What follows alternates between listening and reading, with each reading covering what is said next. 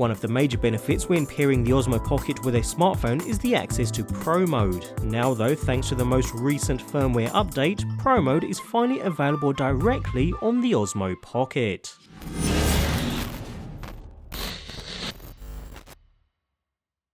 Connect the Osmo Pocket directly to the DJI Mimo app and we'll receive a message stating a new firmware is available, and upon following the prompts to install, which is pretty quick and easy to follow, we finally unlock some extra functionality that DJI call Pro Mode. Finally, we have access to a range of frame rate options at either 1080p and 4K shooting resolutions.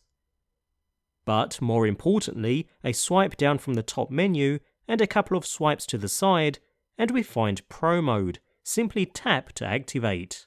Here we'll see a small Pro icon in the top corner of the built-in display. Tap this to enter the Pro settings. Here we can switch between the normal color mode and Cine-like D mode for those who want a flat color profile for later post-processing.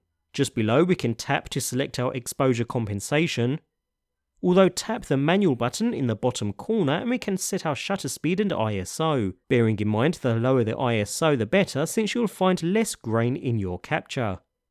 Next we can set our audio capture volume with several options available, and finally we have our white balance options.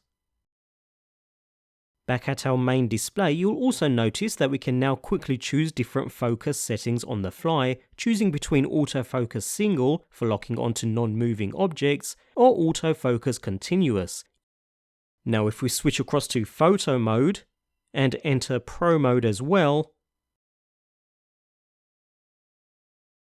we can tap that Pro Mode icon to find additional options here too. We can switch between JPEG and JPEG plus RAW photo capture options, white balance, and just like video we have the exposure options, or delve deeper into shutter speed and ISO.